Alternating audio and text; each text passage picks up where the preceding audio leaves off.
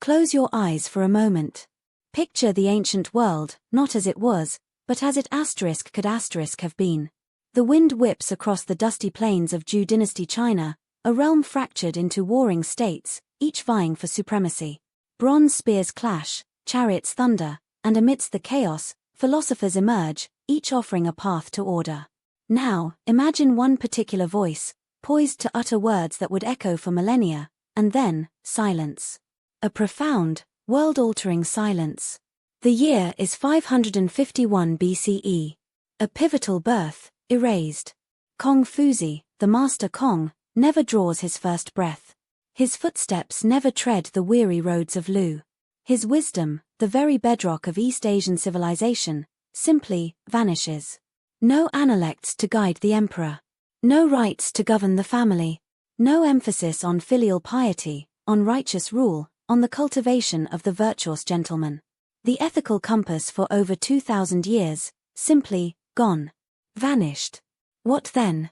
What kind of China, what kind of East Asia, emerges from this crucible without its most influential sage? For over 2 millennia, Confucianism wasn't just a philosophy, it was the operating system for a vast, complex society. It shaped emperors and commoners, defined family bonds, and built the very bureaucracy that held empires together. Its principles of benevolence, integrity, and hierarchy became so ingrained, so woven into the fabric of life, that to imagine China without them feels like imagining the ocean without water.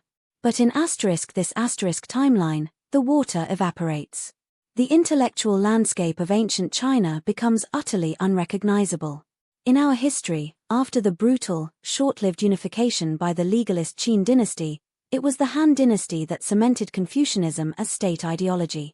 They built schools, established the famed civil service examination system based on Confucian classics, and elevated scholars, not warriors or merchants, to positions of immense power. This created a meritocracy, however imperfect, where a farmer's son, if brilliant and virtuous, could theoretically rise to advise the emperor. It instilled a deep reverence for learning, for tradition, for moral governance, a soft power that held the empire together far more effectively than any army. But in this alternate world, the void left by Confucius is profound, a gaping chasm waiting to be filled.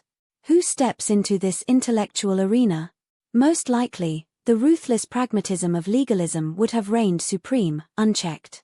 Legalism, championed by figures like Xiong and Han Fei, believed in strict laws, harsh punishments, and an all-powerful state where the individual was secondary to the collective.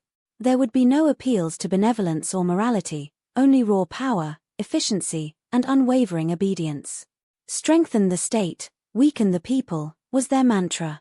Imagine a Han dynasty built not on the pursuit of virtue, but on an unyielding legal code enforced by a vast, faceless bureaucracy with an iron fist. Emperors would not be expected to be benevolent fathers to their people, but absolute commanders, ruling through terror and immediate retribution. Loyalty would be enforced through fear of the whip, not cultivated through respect or shared ethical understanding. The mandate of heaven, rather than being interpreted through moral fitness and good governance, might become a purely martial or hereditary claim, leading to even bloodier, more frequent succession crises, tearing the empire apart time and again. The famed civil service examinations? Gone. Why test for knowledge of ancient texts and moral philosophy when you can test for absolute loyalty, for ruthless administrative efficiency, for military acumen? This would create a dramatically different ruling class. Instead of scholars steeped in the classics, we might see generals, technocrats, or hereditary aristocrats dominating the halls of power. Would such a system be more stable?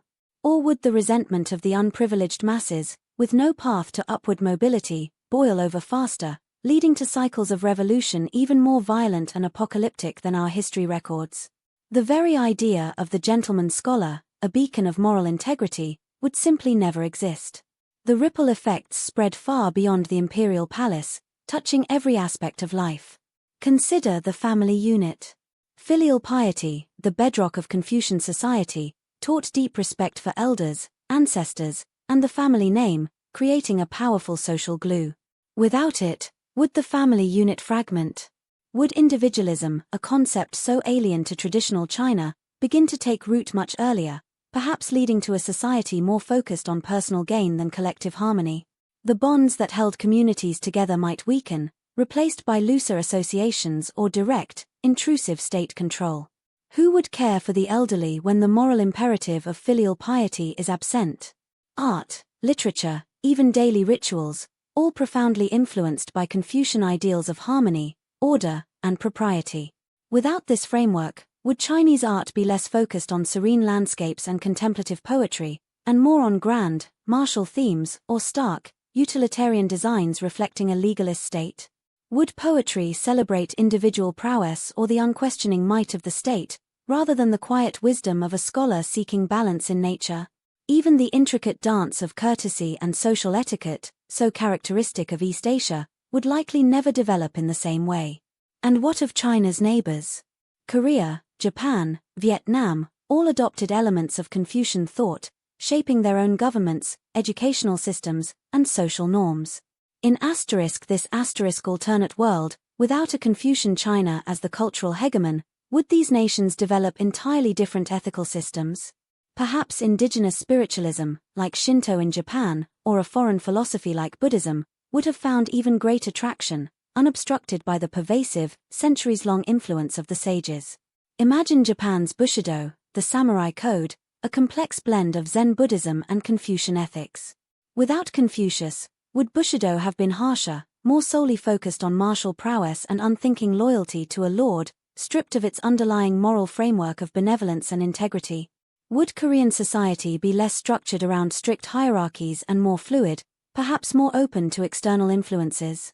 The very concept of the Middle Kingdom, China's perception of itself as the cultural and moral center of the world, was deeply intertwined with Confucian ideals of moral superiority and benevolent influence.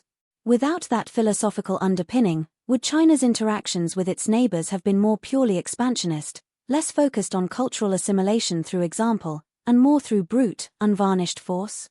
A China that is a pure empire of conquest, rather than an empire that also commanded immense cultural respect. It's a stark, almost terrifying thought experiment, isn't it? The absence of one man, one set of ideas, fundamentally altering the trajectory of a civilization for thousands of years.